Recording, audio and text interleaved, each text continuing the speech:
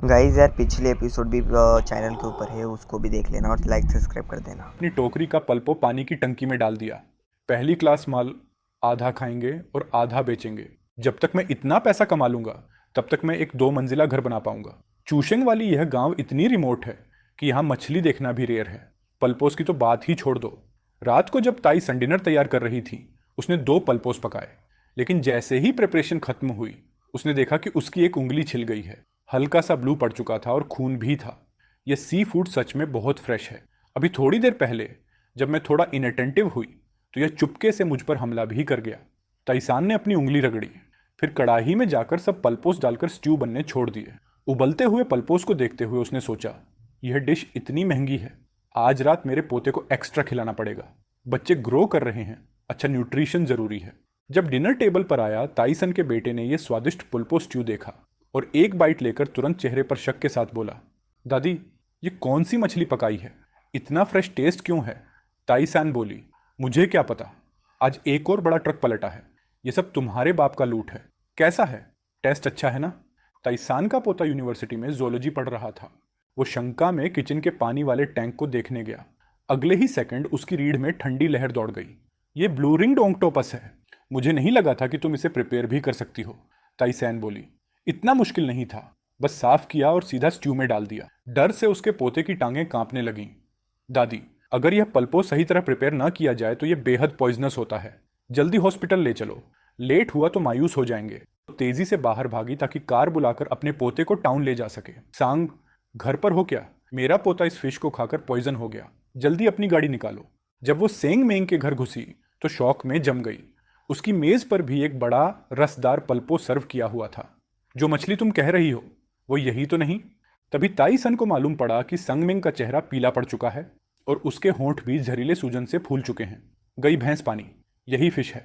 क्या पूरी गांव ने यही पॉइजनस फिश खा ली? जल्दी 115 पर कॉल करो। पूरा गांव जहरीली मछली खा बैठा है, सबके सब पॉइजन हो सकते हैं।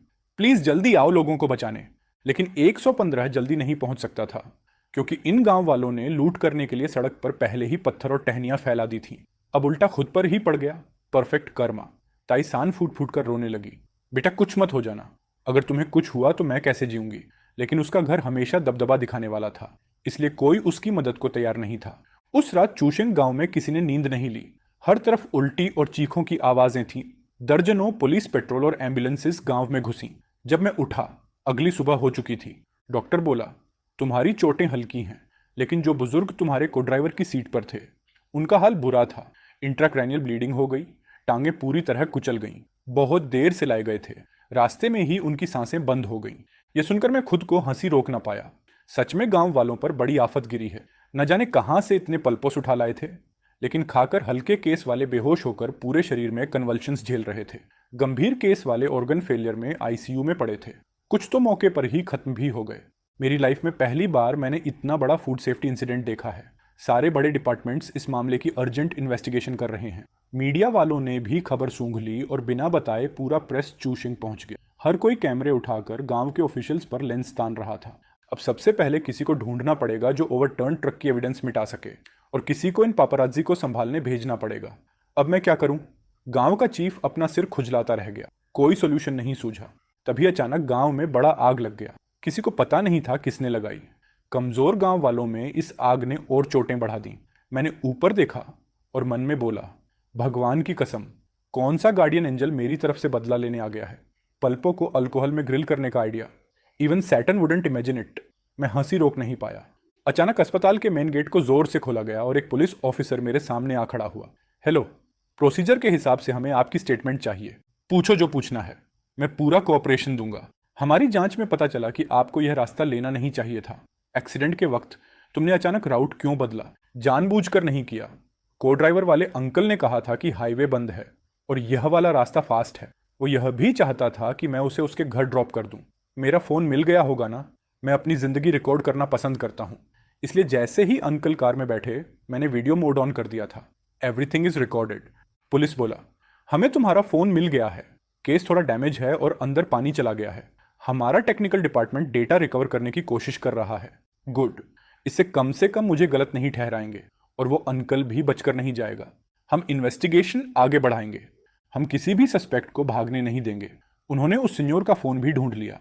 तभी मुझे याद आया कि जिस मोमेंट वो सिन्योर मेरी गाड़ी में बैठा था, वो अपना फ़ोन हाथ से छोड़ ही नहीं रहा था, जैसे किसी को रिपोर्ट कर रहा हो। यही तो केस की असली की है। अभी अभी हमारी टीम ने कॉल किया है। कहते हैं कि एक्सीडेंट के बाद उसके फ़ोन में कुछ मैसेजेस मिले हैं जो वो डिलीट नहीं कर पाया। मैसेजेस में उसने अपना ट्रक नंबर किसी और को भेजा था कि उसका कैमियन किस टाइम चूशेंग गांव से गुजरेगा, और फिर दूसरों को इंस्ट्रक्ट कर रहा था कि रास्ते पर नेल्स बिछाओ और जगह जगह ट्रेंचेस खोदो। यानी ये कुछ भी एक्सीडेंट नहीं था, ये तो पहले से प्लान्ड इंसिडेंट था। टेक्निकल डिपार्टमेंट अभी सेनियर के फ़ोन का पूरा डेटा रिकवर कर रहा है। उम्मीद है और भी एविडेंस मिलेगा। अगले ही सेकंड ऑफिसर का फ़ोन बजा।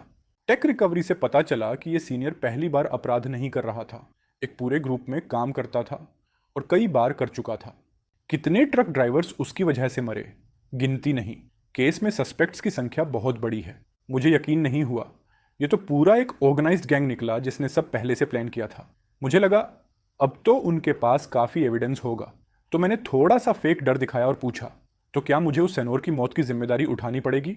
ऑफिसर ने कहा, जब यह साबित हो जाए कि एक्सीडेंट का मास्टरमाइंड वही सेनोर था, तब तुम इनोसेंट हो।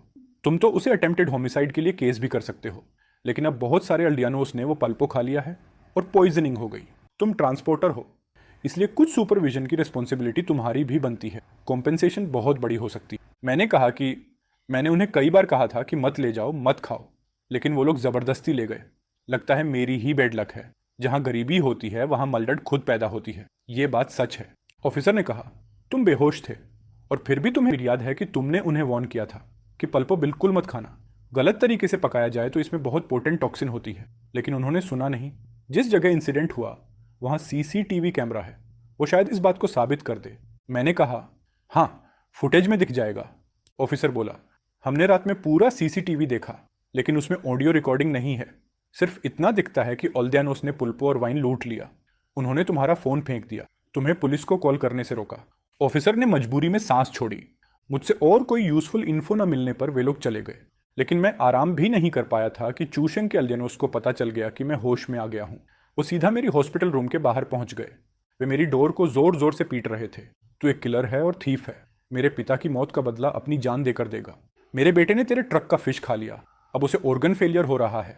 तू उसको एक किडनी देगा? सोच मत कि अंदर छुपकर बच जाएगा। मुझे पता है तू अंदर है। ये सुनकर मैं हंस पड़ा, बिल्कुल ताना मारते हुए। मुझे पता था